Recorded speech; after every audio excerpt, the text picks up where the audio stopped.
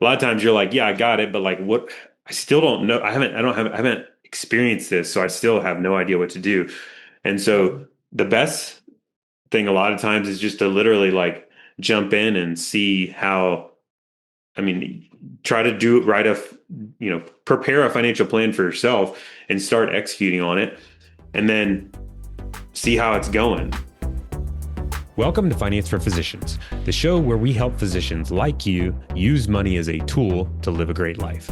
I'm your host, Daniel Wrenne, and I've spent the last decade advising physicians on their personal finances, with the mission to help them understand that taking control of their finances now means creating a future where they can practice medicine where, when, and how long they want to. Heather, good morning. How are you? Hello, doing well. Glad to be back. How are you today? I'm doing great. I'm excited to, we're going to talk about delegating slash outsourcing versus doing it yourself.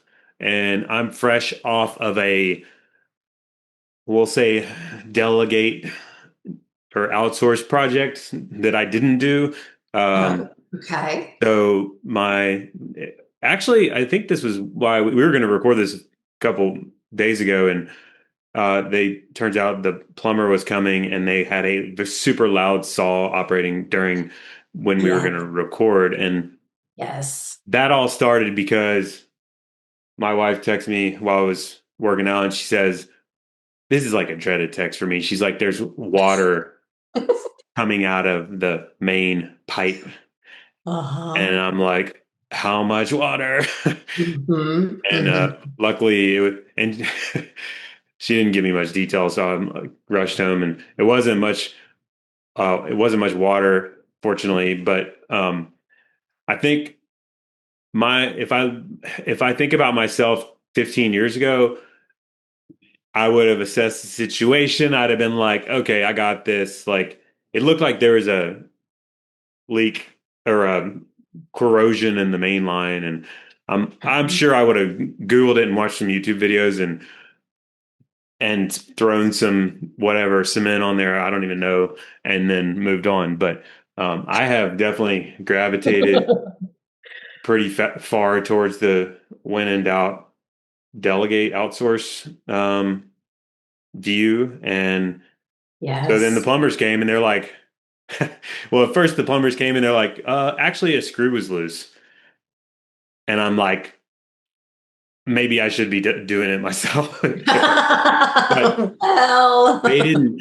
They were not. They made a mistake. The leak was still leaking, and so they were wow. wrong. It turns out that the pipe had corroded a lot, and it was like cracked, Sure. and so they had to cut the whole thing out, put a Sure. brand new thing in. That would have been way, way, way, way beyond what I would ever want to get into. So anyway, Sure. um, I have shifted way towards delegation. I would have been on the YouTube like 7 hours in, like, why did I do this? That's kind of how it's gone for me in the past and why I've shifted that direction. It always takes longer than you expect and all Yes. those things. So we're not going to talk too much more about plumbing, but we're going to talk more about personal finance. Um, I think a lot of you guys listening are in medicine, and I think it's kind of interesting. I think the philosophy in healthcare is kind of more towards like specialization, and so that requires delegating because you have to stay in your lane, and you when it's outside your lane, you delegate to the other expert, and it works well because you can really specialize. The more you delegate and outsource, the more you can specialize. Uh, Whereas with personal finance, um, I think it seems like I've worked with physicians for a long time, like 20 years plus, and I think that there's a little bit of a it's harder with finances because that's way further outside your lane, even than just referring to another specialist in medicine. And so I've seen a lot of physicians shift over time. Like probably 20 years ago, there was a heavy lean towards like delegation, but a Mhm. lot of physicians have been taken advantage of over the years. Like you have a target on your back. Sure. And I think for good reason, people have reined it in a little bit on that as a result of getting hosed for years by financial salespeople, advisors, whatever, and have shifted more towards DIY as a result of that. There's also a lot of like influencers out there that kind of emphasize you should do it yourself. If you have any sense, you should be able to do it yourself with your finances. Um, if you're smart enough to get through medical school, you should be doing it yourself with your finances, which kind of like can come across like you're not smart if you delegate. And so um, I thought it would be good to kind of talk through this. There's not a right answer for this kind of thing, but I think there's a little bit of um, it says somewhere in the middle of a lot of this, and it's difficult to know um, where you stand in the midst of all this, especially when you have people, especially when you don't have a lot of experience with it, and you have a lot of people telling you you should do it this way, and you're like, well, I don't know any better. You know, I guess I'll just do what they say. So we wanted to start out with talking through, I don't know what to call this. I guess a DIY versus outsource quiz. Or middle of the road, that's also an option. Yeah, Like tweener. Yeah. Collaborator. Yep, yep. Yeah, we got a quiz for everybody in And there's talking about this. and there's White Coat Investor, Jim at the White Coat Investor, I think he probably created has a pretty good quiz. I don't 100% agree with his stance on it, but you can check it out. I have a little bit of a shifted view, one way or the other, on how this might look for someone. So, but that's Sure. another resource. I think he's written about that relatively recently. So I'm glad to see more resources being put out to help you guys like navigate the decision and less like shoulding. Yes, the peer pressure is strong.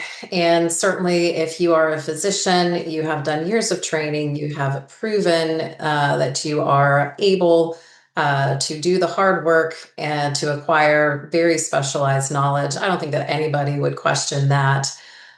Really, I see a couple of things at play here. So, one of them being this idea of being able to do all things because you are smart and capable. And certainly, there are other components to it than just can you? Do you want to? Do you have time for it? And also, one would argue, a lot of times the deeper you get into something, the more you realize that there's a lot that you don't know and can't possibly know all of it. I think really, even within our field as certified financial planners, we know enough to know that there's a lot out there, and we know when we need to collaborate with other people within our field who specialize in very specific areas of finances, because it really is impossible to know everything, just like I'm sure any doctor would say it's impossible to know everything about the human body. Mhm. So, all that to say, there's that side of it. And then there's also what is the value of you doing it versus somebody else doing it? Assuming that, yes, I want to, yes, I can. What is the value there for you to spend the time and the energy doing it versus somebody else? Mhm. Um, and or getting a second opinion. So, but yeah, let's just get into the quiz, and then we'll have lots to talk about afterwards to dig Mhm. into some different considerations. And I don't know, we may or may not even agree on what to do with what the answers are. So, all right, so here we go. We're just going to do 5 quick questions. So, listeners out there, just keep a mental tally of whether you are picking mostly A's, B's, or C's as far as the answers as I go through these questions. So, first one, how do you feel about managing your own finances? So, A is yes, love it, really enjoy it, want to do it. B is, yeah, I enjoy some of it, but I don't mind having some help, and I probably don't want to be doing this all of the time. Or C, ew, no thanks, don't want to do this, would love it if somebody else would take this off the table for me. So that was number one, how you feel about managing finances. Number two, how much time do you have available for managing finances? So A is plenty, B is I got some, or C is nope, I don't have time for any of this. Number three, how would you describe your instinct about making big decisions? So, thinking through big financial decisions, how you go about it. So, A is you just research it yourself. B is you do some research, but then you're going to ask for a second opinion before you make a final decision. Or C is I don't want to do research. I just want to go straight to an expert and have somebody tell me what to do. All right, fourth question. How would you rate your confidence in spotting blind spots? So, thinking through, again, what you don't know, knowing what you don't know. All right, so rating yourself in confidence here. Okay, so you would say A is high. I'm really good at knowing where I have a blind spot. B is somewhere in the middle. C is I'm not good at this at all. I don't know where my blind spots are. I don't even know what that would be. If you answer A to that, wouldn't that make it not a blind spot? No, here's another thought on that is maybe that's a good question for you to ask someone else that knows you really well. Like your Mhm, spouse would be great because they know you in all sorts of settings. mhm. Like maybe you could ask your spouse, you might be like, Sure. "Hi, I know all my blind spots." Which might indicate that you, in fact, do not. Yeah. All right. So then, last question, number five. When you think about approaching your finances, which of the following would be the most appealing to you? So, A would be staying in the know on all things financial and pulling all the strings as a do it yourselfer. B would be somewhere in the middle of balancing your own financial knowledge and actions with backup from a pro. C is having the peace of mind that somebody else, an expert, has just handled it all for you. All right. So, What Daniel, it you looked like maybe you were taking some notes or writing down your answers as you were going along. So, I'm curious Yep. to know how you shook out. But let me just go through real quick, kind of the basic profile based on what you selected for the most part for your answers. So, if you are mostly A's, you're going to be the classic do-it-yourselfer, meaning you like having that control. You're probably the type who maybe has spreadsheets, you do research, you take time digging into maybe things like your budget. You might really get into investments and selecting your own funds. You might really enjoy that process. So that's going to be more of the classic do it yourselfer. If you picked mostly Bs, you're more of a collaborator. So, somebody who's comfortable handling some things when it comes to finances, maybe also similar in having some spreadsheets getting into the budget, but you really value having a second opinion whenever it comes to maybe some bigger decisions surrounding your finances. How much should I put towards my retirement plan? What should I invest in? And getting somebody else's opinion there. So that'd be more of a collaborator.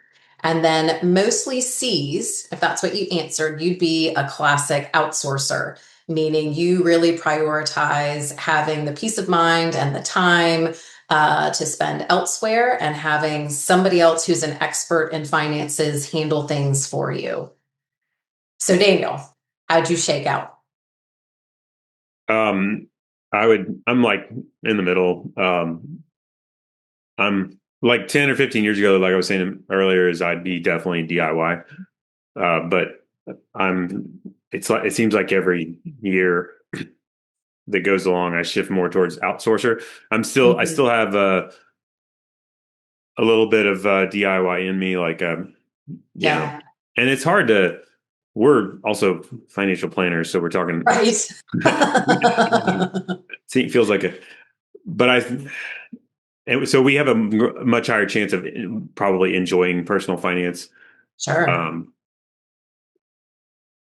but still, I guess some of us might be fully. Or where were you? You were in the middle too, right? Is my guess. Yeah, yeah. So I am super nerdy whenever it comes to budgets, spreadsheets. I love digging into details like that. Mhm. Um, but at the same time, I think really it gets back to that question about blind spots. And also the idea of the world of personal finance is so vast that it's difficult Mhm. to truly be an expert in all things at all times. And so I feel like it is very beneficial, especially as somebody who knows a lot in the field, to have somebody else that I know and trust who also is an expert to give a second opinion on, hey, have you considered this thing that might really tweak your plan and make it that much better? So that's where really that collaboration comes in, is just knowing that I don't know everything. It's not possible to know everything. And I like having that second opinion from somebody else who Where understands my values also. where would you And say a lot of the families that you work with, if you had to guess, like yeah. physician families you work with, where would you guess that they would end up in this? Mm, that's a good question. And I think it really depends on which facet of the personal finance that we're talking about. Because I feel like a lot of the people that we work with really value understanding the jargon. They want to be educated on what's going on with their finances. They want to understand why we make the recommendations that we make, which I think is very wise and very helpful when it comes to actually implementing the action items. At the same time, a lot of our families are busy with their Right. personal lives, with their work. And when they are home from work, they want to be able to spend it with their families and not necessarily having to research things and be completely responsible for all of those decisions. So I don't know. I think probably shaking out more towards that collaborator, with maybe some skewing a little bit more towards outsourcer. They really just want to have somebody else handle when it's time to do those backdoor Roths. Hey, somebody else, please draft the funds. Please go ahead and invest the funds for me. Whereas some others might be a bit more of do-it-yourselfers with regards to Mhm. how much they enjoy maybe doing the YNAB budgets, really digging into this is where our money's going every month. Really wanting to be on top of that and fact checking all of the numbers and really getting into the weeds with us. So yeah, mostly collaborator probably. Yeah, I would say a lot of families I work with are um, probably lean towards DIY at first, um, maybe in the middle, but definitely there's plenty that are lean towards DIY because I think that they feel like they need to be more. When you're not knowledgeable in an area, I think the first thought is like I need to Mhm. understand it more. It's like so there's the challenge of like even out knowing how to outsource. You kind of have to be able to keep your person you're outsourcing to accountable. Like Sure. so I think that there's a lean towards DIY just or people have told them they should be that. And like I was saying earlier, and they don't, but the actual act of executing on it has been super challenging over the years. And they've definitely shifted way more towards outsourcing. I think like I Yeah. have myself, I've seen a Yeah. lot of them shift over time to where they're like, I just want to find somebody that's really good and have Right. less on my plate. I got too many things on my plate already. Sure, sure. Well, and even for those who maybe really enjoy selecting those investment funds, really enjoy doing that aspect of making trades, are you actually going to have the time and, the schedule to prompt yourself to be going in and looking at things and rebalancing things on a regular basis? And I think that there are plenty of people for whom they might enjoy that if they had unlimited time, but they don't. Yeah. There's just so much going on. And so, in order to do it well, it makes sense to pick somebody that you trust, who's going to, as I said before, align with your values and be out for your best interests whenever it comes to your finances. And still collaborate with them, still talk with them about the strategy, still be in the know about the strategy, but the actual execution, like you said, somebody else is taking care of that, taking that off their Mhm. plate. Mhm. Yeah. So I think looking at where your career stage is or life stage is super helpful to, because I Mhm. think if you're early career, like if you're in training and starting a Yeah. family and um, it doesn't, Not getting paid much not getting paid along much. your career. Yeah. And so in that situation, um, you're going to have like very limited experience with this kind of thing, or maybe even none. Sure. And then income is lower, so it feels pretty straightforward. But like time is typically like non-existent. It's like I Yeah. have not only do I have a zero time. A lot of times in training is the feeling that people have. So um, and then also limited knowledge is pretty common. Like in terms of personal finance or financial literacy is typically pretty low Mhm. in that career stage or phase. So that's a tricky like balance of circumstances because it costs money to hire help, Yep. and it's also best if you have some knowledge to be able to know where to start there. Right. And then and they can't do it all for you either, and nobody's going to care about your money as much as you do.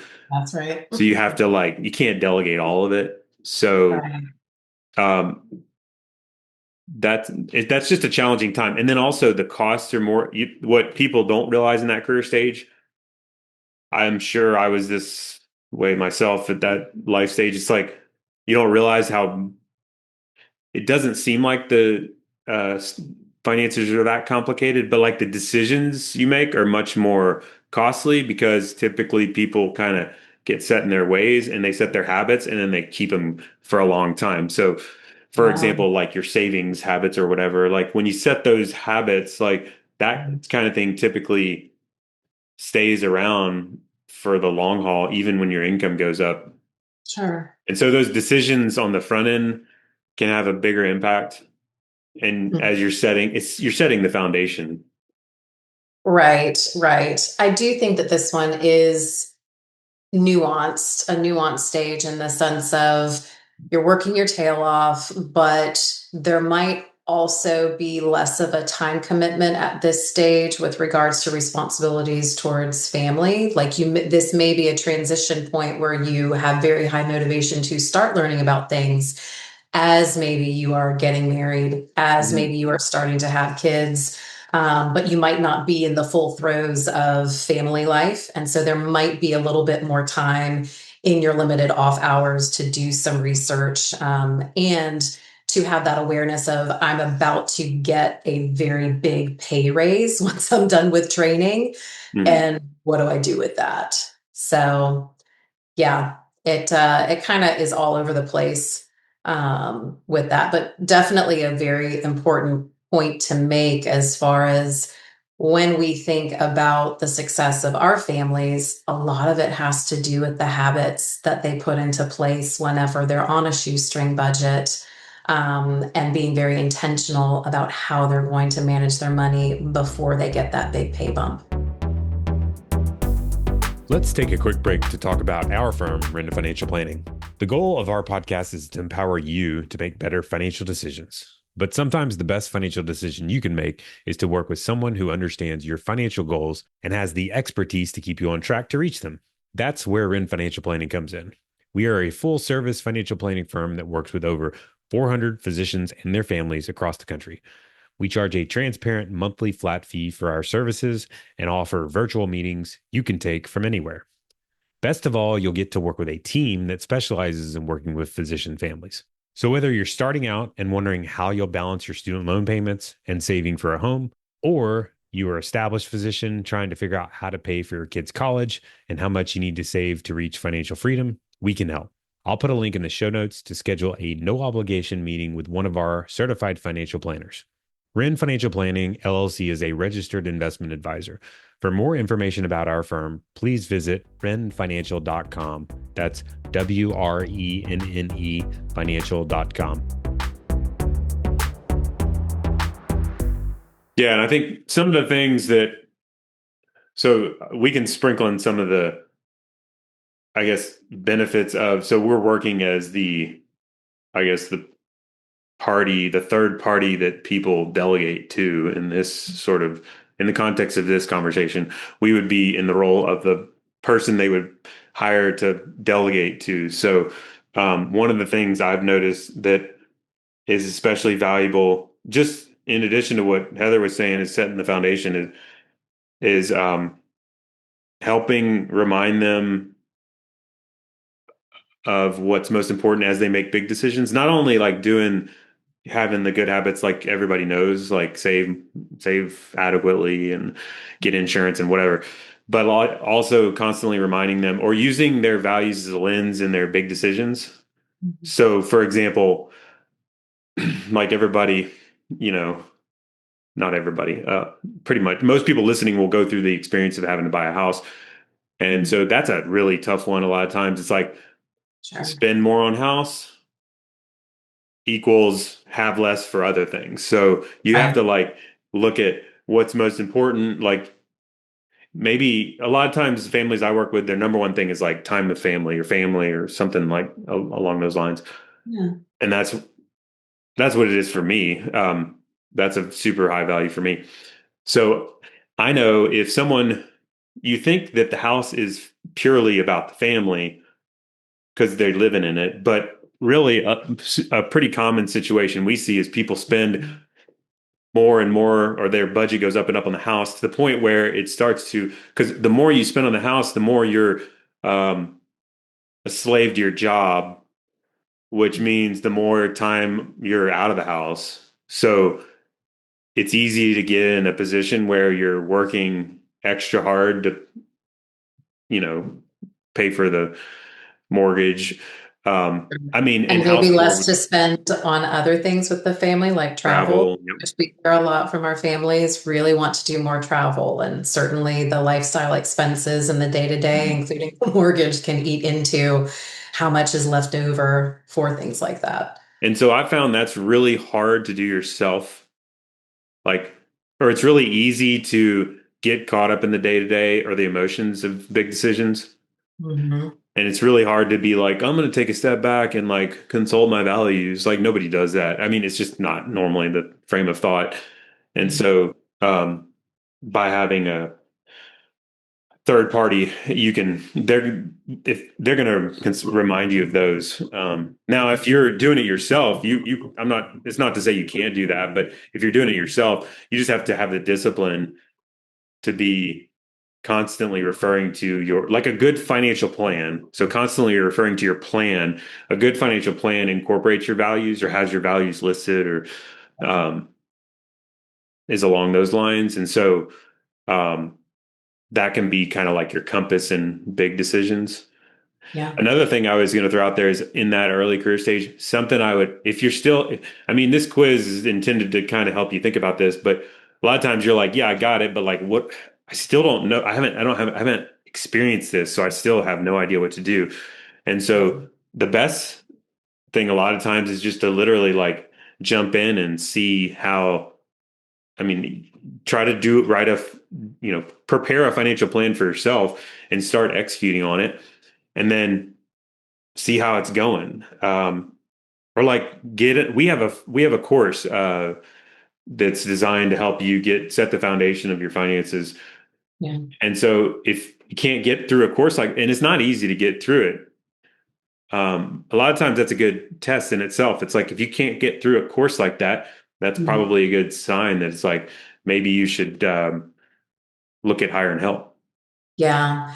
One other thing I'd throw out there too, especially for those that are managing finances as a couple, it can be sometimes difficult to navigate whenever one might be more of a do-it-yourselfer, one might be somewhere in the middle or more of an outsourcer. But maybe still wanting that second opinion outside of the couple, just to be able to have insight into how each person maybe relates to money, how they Mhm. relate to money as a couple, and seeing blind spots that can be factored in that can come up later on in difficult Yep. discussions as far as what is the plan? Even if you are actually going through the exercise together of talking through your values and your goals, the way that you accomplish them can be drastically different between two people's opinions and two Mhm. people's ways of relating to money. And so that's something else that, a third party can bring insight and help into, Yep. uh, you know, is navigating that as a couple. Yeah, we have families. I can think of several families we work with that are. It's like if they weren't married, like if it was just the one spouse that like leans DIY, there'd be zero chance we work with them. They feel fully confident. Yeah, Um, the other spouse doesn't feel fully confident. Maybe they're right. not even confident in their spouse that's a DIY's abilities. That's Mhm. remember the show Home Improvement. That's like the classic Oh, yes. Tim DIY Allen. show. And then Mhm. he blows everything up. So he's like, what was it? Who's the guy in there? Tim Allen? Tim Allen. Yeah, Tim Allen Yeah, was the guy. yeah. But anyway, I think I've even worked with people that tell me this to the point where they're like, I'm hiring you. I'm a DIYer, but I've been doing this myself, but like I'm doing this for my spouse because either they're concerned about like succession, like if something happens to the person that's doing it, or they're just like concerned about their abilities to do it, or they're like, I don't ever see you. I mean, like you work a lot and you're doing all this. Like, come on. Like, what are you going to hand? You need to hand some stuff off because you're already like away from the family enough. And Yeah. so they, have compromised and agreed to start to hand some things off and save the time and the headache. And Well, it, and sometimes too, it can just be difficult to communicate about some things. And sometimes the person who maybe has a lot of knowledge might struggle with being able to communicate that in a way to the other yeah. partner that doesn't come off as condescending or talking down or making them feel uncomfortable. And so sometimes having a third party is very helpful just to be able to communicate here are the options. Here's why this recommendation is, pertinent to your situation as far as the strategy is concerned, and Mhm. being able to get that buy-in so that both parties are on the same page.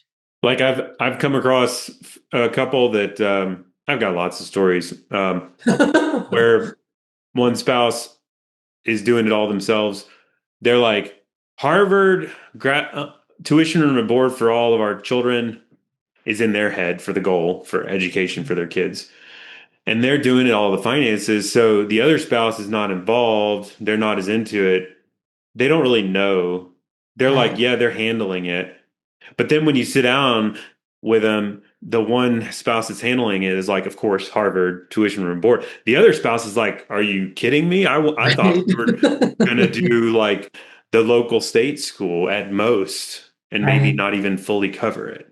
And Right. that causes tension usually, but it's better than like last minute tension or whatever. I mean, that eventually will come up as a problem, a dispute. Right. And there's Right. all kinds of things like that that come up with finances. I've come across people that are like, um, I need you not to tell, if we end up working with you, I need you not to tell my spouse about this debt that I just told you about. I'm like, Ooh, dicey. that's not going to work. I can't do that. Like, we work for both of y'all. So, Yeah. Yeah. But it does help to working with a third party certainly helps to enable the conversation. So, like the scenario you're just describing, where one person has got it handled, but has a very different goal from, say, the other person. When you talk through the projection of, well, this is what it costs in order to fund an education at private school, wherever the kids want to go versus in-state tuition, you see that difference there. Well, the big translation there is, what does this look like in your current cash flow? And so maybe talking through, are there any concerns or strains in the current cash flow that can be resolved by talking through that long-term goal? And if we are making it something different, oh, now we have more cash flow in the present in order to maybe do more travel in the present. That might be what the other spouse is really, really desiring, and just helping to even things out there. So, Yeah. So if you're these are just things to think about. Like I said, there's no right or wrong answer. If you're gonna do it yourself, versus outsource, doing it yourself, you really need to be making sure you're like on the same page with your spouse, especially about values and then big decisions and like what's the purpose behind it? Why are we doing it? What's the steps involved? So it's a lot of times like I think a lot of DIYers aren't the best with communication. I don't know. That's probably a stereotype, but I think like for example, my dad is the classic he's a very, very DIYer type. And so his logic is that it's like taken care of. He's doing it himself. So he doesn't really communicate a lot of the things that are mhm. getting done because they're getting taken care of. So, but you have to kind of go above or go out of your way, I think, to make sure you're looping in your spouse, Yeah. if you're going that route. Yes, absolutely. And that's where it can get tricky, especially if you aren't the best at communicating those things. And certainly if it's not being communicated well, that's how you get a partner who is disengaged. Hmm. And that leads to, both of you not being on the same page whenever it comes to that strategy. And it starts to undermine the strategy that one person may have created. The other person doesn't have buy-in. And now we're not really able to do the action items and implement things in the way that maybe would be better facilitated if there was a third party speaking into the situation. So, Yeah. So I think we've hit on a lot of the big factors. There's a couple more that come to mind. I think the just your mindset um, towards finances, like the big ones I think of are like abundance mentality versus scarcity mentality. So mhm. um, I think I definitely come from a scarcity mentality mindset, and Mhm. that's partly why I lean heavy DIY early on. Um, so scarcity would be the view that like there's a limited resources, and like especially in your household, you kind of Mhm. have to preserve every dollar and be Right, counting your pennies and be right. careful. And there's a Yeah. limited amount of Yeah. And be dollars. responsible for it all. Like it's all on you, it's all on your shoulders. You got to get it done. Correct. So scarcity mentality is, I would say, when you have a scarcity mentality, it's just going to be really tough to delegate finances, um, even if you don't have financial literacy Mhm. um, and confidence in the abilities. It's just going to be hard because you feel like you need to do it yourself because it's limited resources. And so, I mean, I think if you're in that position, you can kind of explore. Like I said, mine has shifted over time. You can explore more like why you're there, and also work more towards gaining financial literacy. I think it's good to gain financial literacy no matter where you're at, but especially Absolutely. in Yeah. the DIY lane. Well, and it's something that requires longevity in doing that research, right? Like you can't just do it 1 year and say, okay, I've learned everything I need to know and now I'm done. It's an Mhm. ongoing process. Yeah, I think that's also a misconception. It's like we're talking about delegating versus doing it yourself with your personal finances. Like personal finances is lifelong. Even a financial plan is really financial planning. It's a lifelong exercise of retweaking the financial plan. Like, and Right. financial plans never work out perfectly either. And then the world changes around you. So it's Absolutely. constantly tweaking over time as Right. stuff changes. Sure. Tax laws are going to change, retirement contribution max limits Yep. change in your workplace. What's offered in one place for your benefits and your work retirement plan is different from the next. What do you do with the old one? How does that compare with the new one? Now you've got two options instead of one. Life changes, goals change, family size Mhm. change. All of these things, put together means a constant going back, looking at it, is this the best way to approach our strategy and tweaking things? So, yeah. Any other big factors that come to mind? Yeah, I mean, I just keep coming back to what I guess brings you joy as far as Mhm. if personal finance is something that you really, really do enjoy, it's something that you get into and that you are good at. You're organized, you're detailed, wonderful. A lot of the families that we work with obviously are going to say, even if there's a part of it that they might find interesting or that they enjoy doing, it's not going to be all of it. And for a lot of people, there are certainly aspects, the B word, budgeting, that they dread, especially whenever it comes to trying to navigate that between a couple, for example. And, we have all these different accounts, all these different credit cards, and trying to go through all these transactions. It's just, ugh. So there's that. And also, again, the time factor too. Even if it is something you do enjoy, do you have the time to actually commit to it, to be doing the active tasks whenever it comes to investing, for example, rebalancing your accounts? Mhm. When it comes to taking a look at the beginning of the year at IRS contribution limits and making sure that you're going in and adjusting things, doing that backdoor Roth, facilitating that process yourself. Is that something that you have the time to do in addition to wanting to do it? Mhm. As opposed to putting that time elsewhere, say, family, travel, work, that kind of thing. Yep. Um, yeah. And then as we talked before about the blind spots, I just find that with anything, it's practically impossible not to have blind spots in some way, shape, or form, and practically impossible to completely be an expert in all things. And so I think very rarely would one not benefit from having a second opinion, at least at certain points in the process. Yeah. I think financial security is another one. And you don't have to, when I say financial security, I don't mean like you have to be loaded. What I would define that as is like feeling secure or good about your overall finances. And I think I've worked with people that are completely financially secure and have very low net worth, like balances in their accounts are not massive, they're low, or they still have debt or whatever. And then I've worked with people that have a ton of money and that are not financially secure at all. And so I think that's a big factor because I think when you're not financially secure, now it can go both ways though.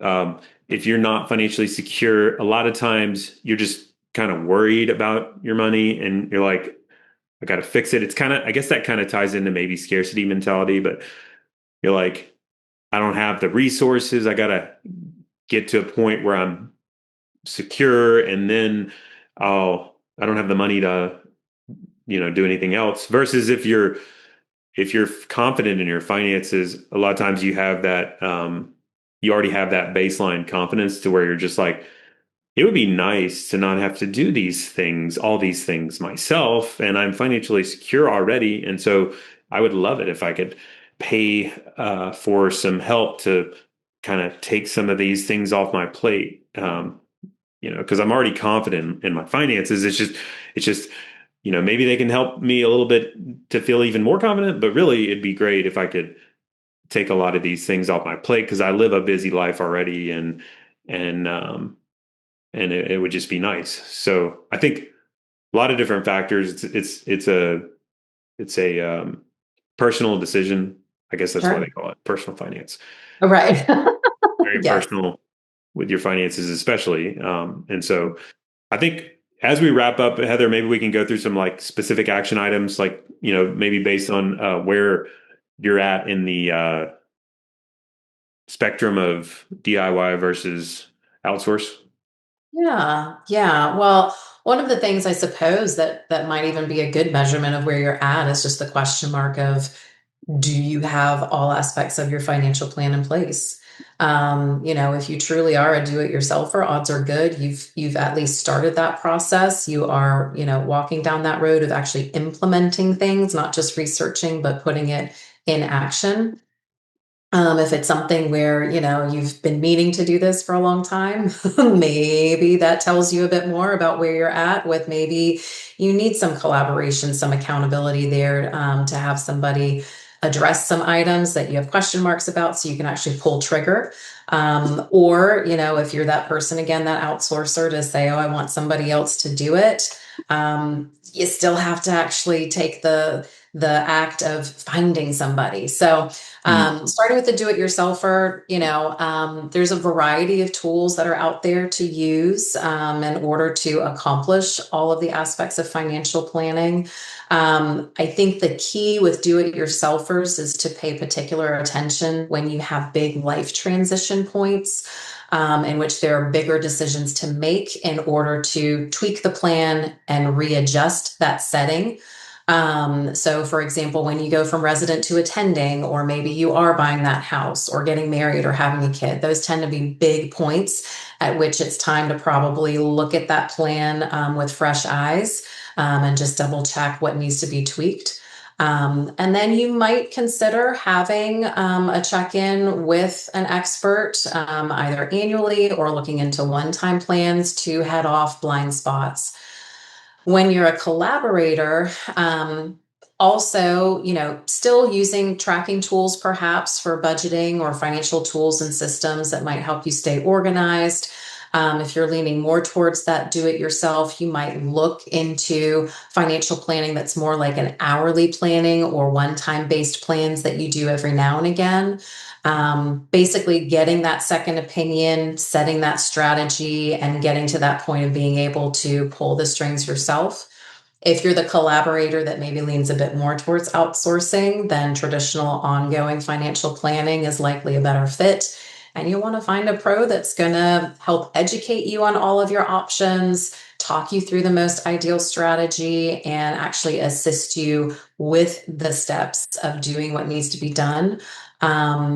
So within that, probably that collaborator is going to want to find somebody who has maybe some flexibility and who's doing what of the action items, who's actually pulling strings on each thing. For those that are outsourcers, definitely looking for financial planners that offer the comprehensive services so that you can consistently and proactively address every facet of your financial plan, not just the investments. And for everybody, I'd say no matter what you're looking for, if you're going to be working with a financial planner, we'd always suggest that you interview a variety of people who are fiduciaries, CFP, certified financial planners, fee-only firms. Very important that you ask about exactly what the scope of the services being offered are. What did the fees cover? What's the communication style of the advisor that you're working with? Very important, no matter what, to have a good rapport with your financial planner, and to be able to communicate well with them as far as getting the information that you need to do what you need to do to implement the plan. So those are the biggies. The only thing I'll add is if you're early career and you don't know where you're at, even after hearing us go through this, I would suggest checking out our course, which is linked on the Finance for Physicians website. It's called Vitals Check: Your Financial Game Plan for Post-Residency Life. But the gist of it is it's kind of like a foundation setting walkthrough, like uh, not just a educational resource, but more of like a workshop style walkthrough to help you like get the foundation set up. And the reason I go there is because I think, I mean, hopefully if you guys check it out, you can get through it. And that's a really good like reassurance you're probably on the right track. in the DIY lane. On the other hand, if you get into it and you're like just stuck, you just can't get through it, which that's pretty common, that's okay, then that's a signal like hire help. Probably a good signal to consider hiring help. So, and then if you're further down in your career, I mean, this can also be a good resource there. But I think hopefully our conversation is helpful and your experiences are a little more helpful. The other thing too, I'll throw in there is Heather didn't mention this, but she's great about she's acting as a financial planner in this capacity. So she's fantastic. She's serving clients in this role, and she's a little bit. I'm more quick to say hire a financial planner.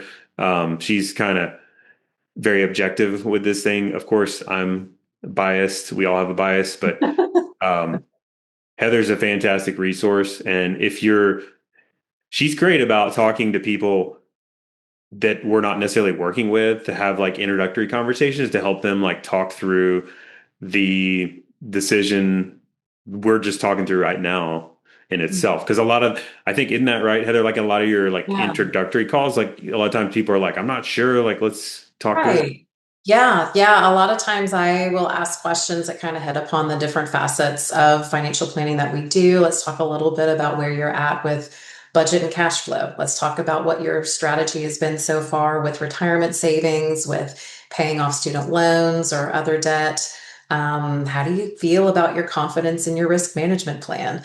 What are goals aside from maybe the more traditional, I want to plan for retirement, I want to plan for having a family and maybe being able to pay for my kids' education. Aside from those things, what else short-term or long-term is on your horizon? And then just talking through, these are the services that we provide that might be able to address each facet of that financial plan. This is what our process looks like, what our fee looks like, and hopefully help them decide by the end of the meeting whether or not we're a good fit for what they're looking for. But I think really in wrapping it up, I just want to emphasize that, there's no right or wrong way to go about financial planning. I think every financial planner would just advocate, do something, be intentional, and don't just drift into being a do-it-yourselfer because you feel pressure to do it, or feel pressured to outsource things if that doesn't align with where you're at. And also be open to whichever way you're leaning. That's probably going to change over time, just like life changes over time, life circumstances. And it's okay to make a switch to a different financial planner or a different model of service, when and if that happens. So. Well said. All right. Well, Heather, it's been fun as always. And absolutely. We'll look forward to next time. Thanks for getting on to go through this with me. Sure thing. Hope it's been helpful to our listeners. No guests or clients appearing on the podcast received any form of compensation for their appearance and obtained no other benefit from us. It should not be assumed that every client has had the same experience.